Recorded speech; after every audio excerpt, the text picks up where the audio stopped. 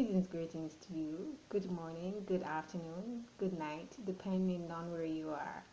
How are you doing? I trust that you are healthy, that you are safe, that you are well.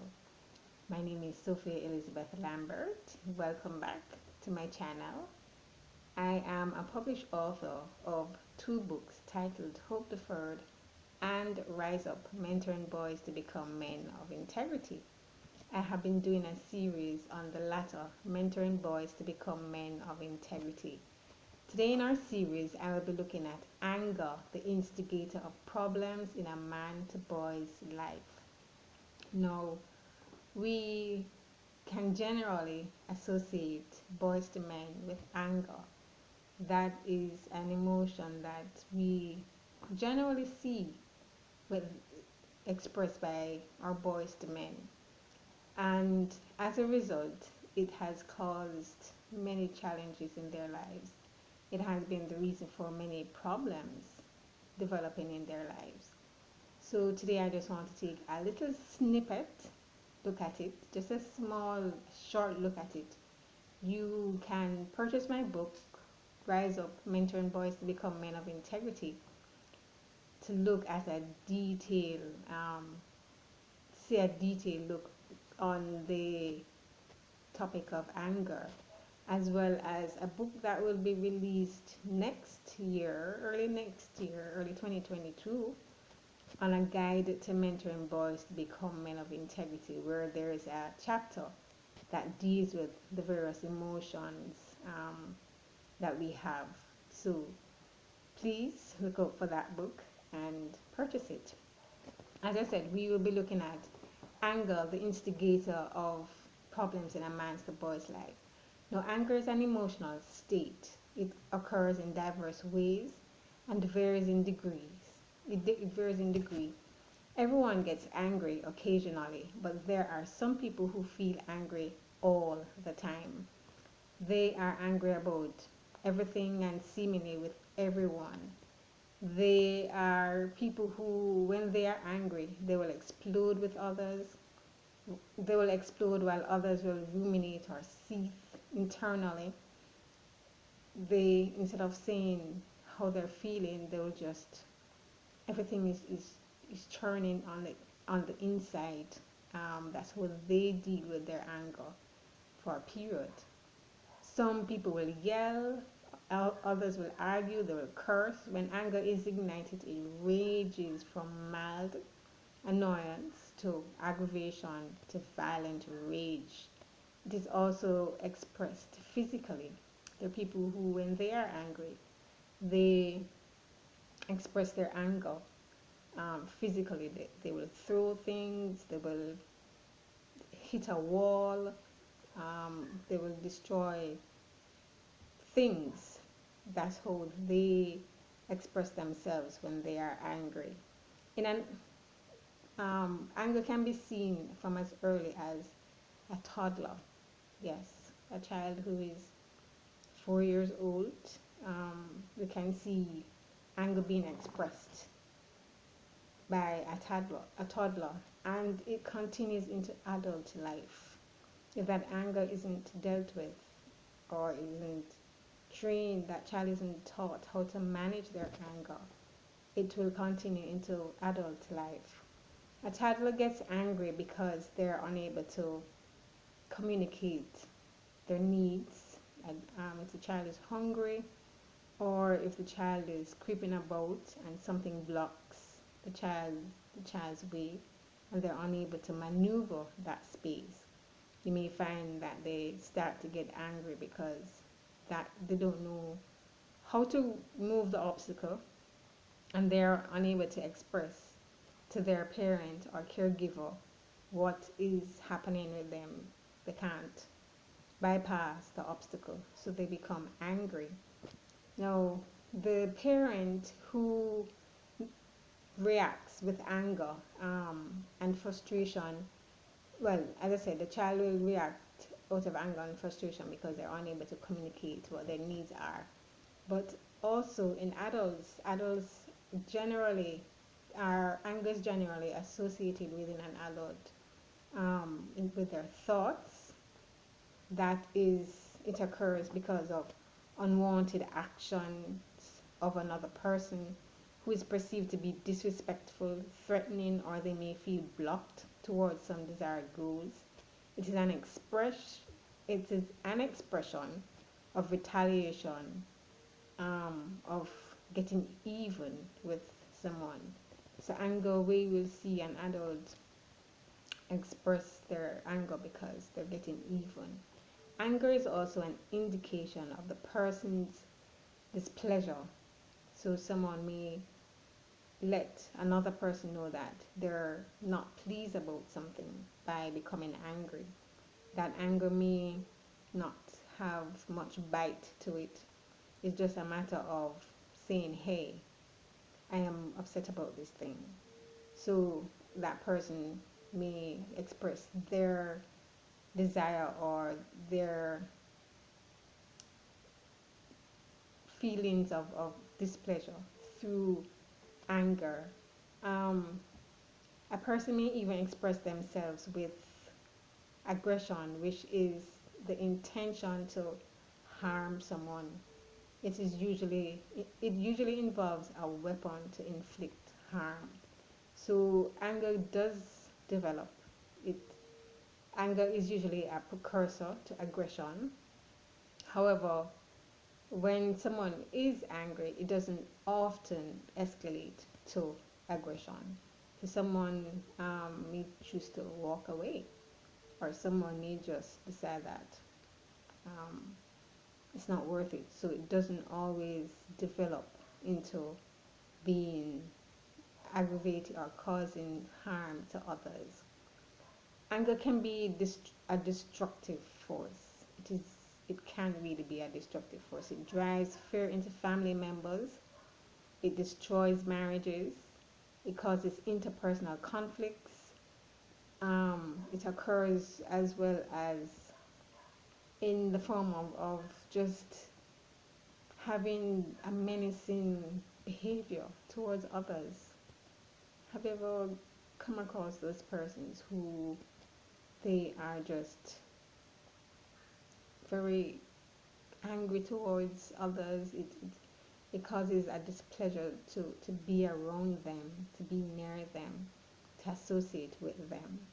That kind of menacing behavior usually frightens others. It frightens others. It causes others to want to flee. Yes, their loved ones may have to endure passive aggression, or they may have to endure passive resistant attitudes from either that can come from either a child, a spouse, who decides that they're going to be passive aggressive. That is also a form of anger being expressed.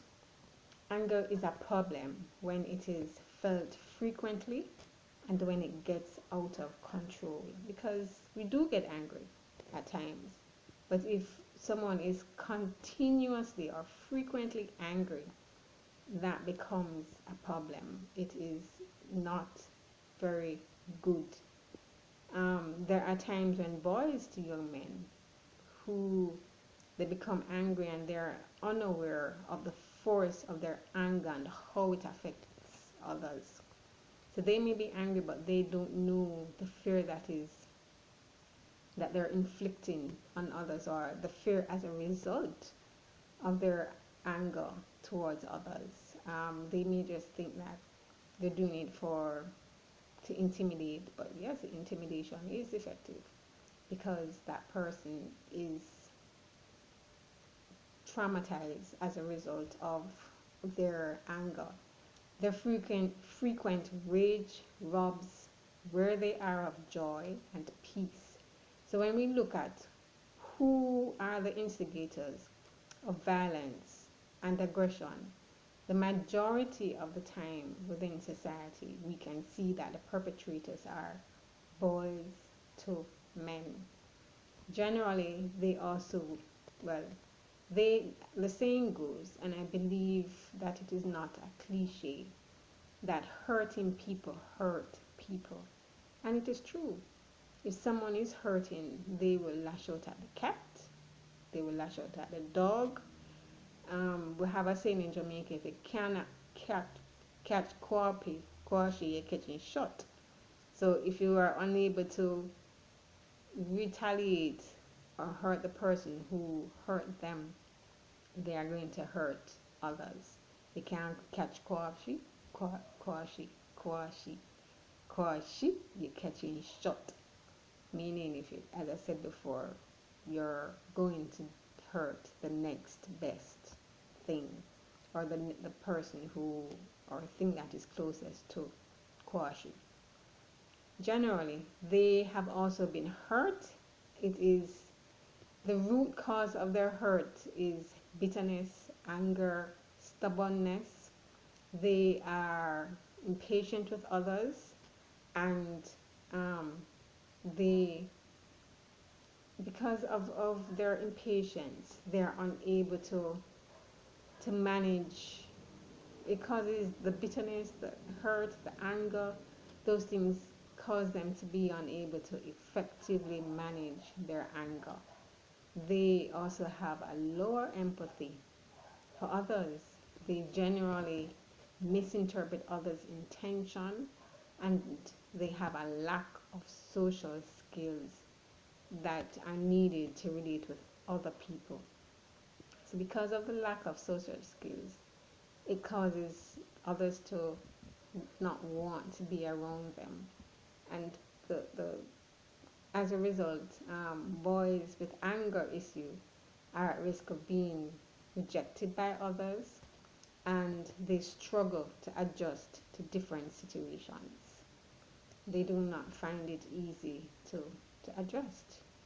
They tend to be delinquent, they tend to be aggressive and antisocial. They don't know how to express what is the source of their pain. They cannot say what is the source of their pain. That may be so because they may be unaware of what the source of their pain is, because they may have suppressed the event and the pain itself, whatever it is, the incident that caused them to hurt, that had hurt them. They hide it. They surrender. They suppress it, because boys are not supposed to cry. Boys are supposed to be tough, they're told. So if they're unable to express it, they're going to suppress it. And when that suppression is like a volcano, it's inside, the pain is inside, and it's churning and it's churning, and it's boiling and boiling and boiling, and one day it explodes, which is what happens when they're unable to express how they're feeling. It stays in, and then they retaliate with their anger. A child can learn also to be angry from a parent, or if the home environment they're raised in is parents by a cold, aloof, detached father or mother. If their parent is not loving and caring and does not touch them